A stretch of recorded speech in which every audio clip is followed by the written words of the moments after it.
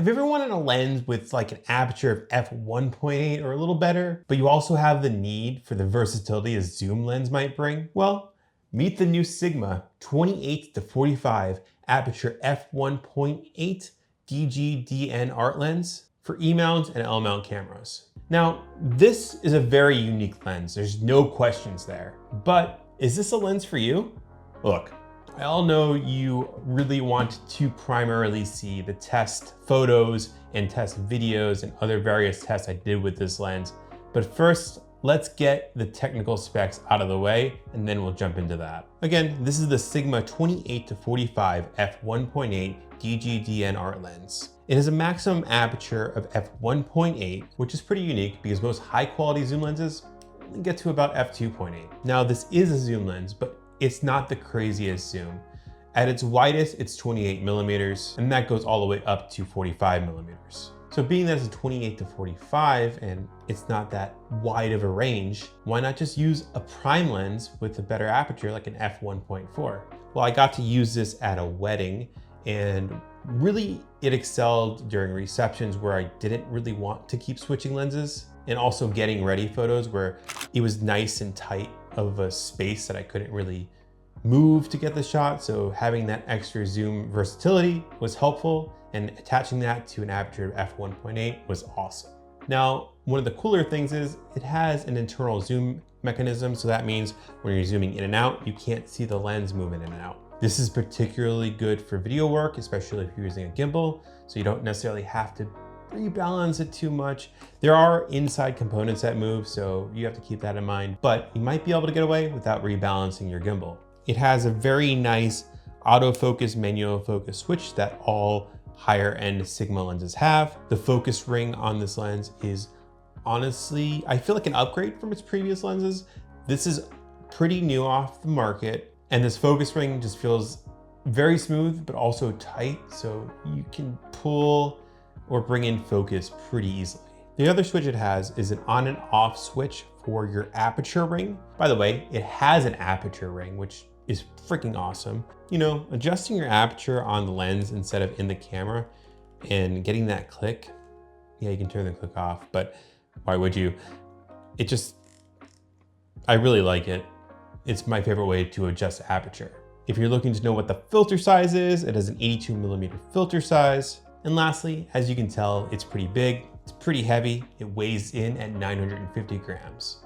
Now looking at the price, this lens new is $1,350. And for comparison, probably the closest equivalent is the Sony G-Series lens, the 2450 f2.8 for $1,100. So while you're getting the little bit bigger zoom, you're also sacrificing that f1.8. And is the $250 difference worth the f1.8 aperture? After testing, I would probably say yes. Well, I say that with a caveat of, in general, I think this lens is better, but there are scenarios where I would go with 2450 f2.8 because it's a bit lighter, it's smaller. So if I was traveling like hiking or going on a plane, going on a trip, I'd probably often using the 2450 instead of this lens. But in a more professional shoot, or if I'm focusing on video work, like I wanted to do a documentary or something like that, this I would choose over that lens. Enough talking, show us the test photos.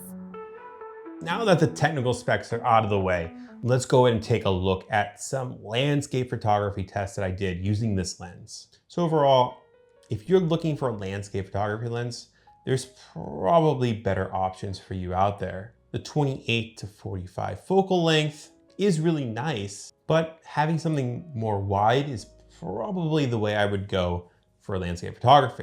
That being said, on the flip side, us as photographers, myself included, get trapped in shooting wide all the time. So I was able to take shots in 28 millimeters, 35 millimeters, and a few with 45 millimeters. And I really liked how they came out with, and those aren't necessarily focal lengths that I would use in landscape photography. So if anything, it helps me be a little bit more unique to my personal work. Now, as far as the quality of the landscape photos that I took, I liked them a lot, but honestly, I'd like them just as much as any other lens. So it's not really a plus or minus in that category. I also went ahead and did some macro-ish type photography This lens has a minimal focus distance of 30 centimeters. So here are a few of those shots. Again, there's other lenses that would do this better. This is a big bulky lens. So if you're taking this on a hike, I really don't see a point of it. So maybe as a landscape nature photographer, it might not be the best lens for you. However, that being said, if you're doing budget, personal documentary type stuff in the woods, like a trail documentary or anything like that, I like this lens a lot. Now, where this lens really shines is portrait photography. So the first thought I had is, I often use a 24-70 f2.8 lens. Would I potentially use this in a scenario where I don't have the time to flip lenses instead of that lens? So I have to ask the question, why would I use this lens? In order to answer that question, I did a quick test showing the differences using this lens specifically between f1.8 and f2.8. So first, here's a portrait using f1.8. As you can see, the separation between the subject and the background, it makes it look almost three-dimensional. The background is extremely creamy and extremely blurry, and it looks fantastic as a portrait lens. Now, flipping that to f2.8, you can see that separation start to blend in a little more. So you're getting that extra, I don't know, just like feeling of it being a really good portrait lens. It's not really, I just really like how that separation looks. Now, I mentioned I use this at a wedding already, and in a low light scenario, let's say your flash goes down for whatever reason, hopefully that never happens. But if it did, f1.8, as long as you're on a modern day camera like the Sony a7 IV here, cranking up that ISO with f1.8, you're gonna be able to crank out some shots that aren't going to be too bad. Obviously, flash is needed, and I really hope your flash never goes down. I don't wish that upon anyone, but you can probably get away with it. So adding on to that, here's a couple test portraits in a low light, blue light scenario. The sun's already set. I have this in f1.8, and these are how the pictures came out. I think they all look pretty good.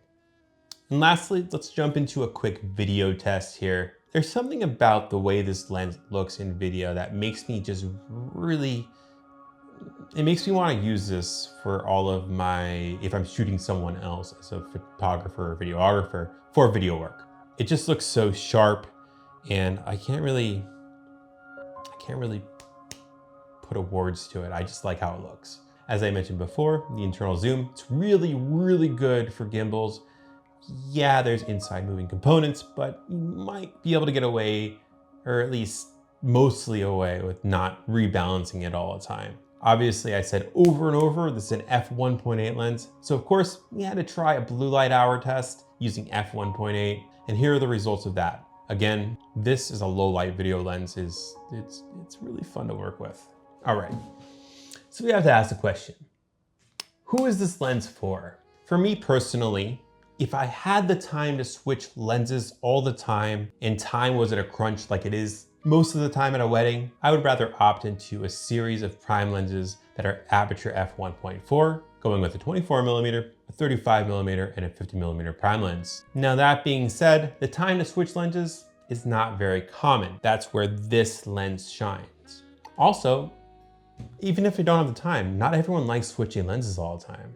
I know me personally, I would rather be focusing on the wedding or the event because I feel like I might miss a shot. So I would much prefer to use this in a wedding than the 24, 35, and 50 kit. But from a quality standpoint and kind of what they stand for, the prime lens is what I would go with if I was really, really, really focusing on quality. But in real life, time is a major factor into things, so I'd probably go with this instead. So anyways, let me know down in the comments. Is this a jack of all trade and master of none type lens where you want that great aperture, f1.4 prime lenses, that's a master. A zoom lens, a traditional zoom lens, 24-70 f2.8, that's a master of that zoom, but not the best aperture. This is kind of that happy medium in between both of those. Is that worth it for you? Would you use this lens, or would you use the 24-70 f2.8? Or would you use a series of prime lenses? Please let me know down in the comments. I'd love to hear your thoughts. Anyways, guys, thanks for watching this video, and I'll catch you in the next one.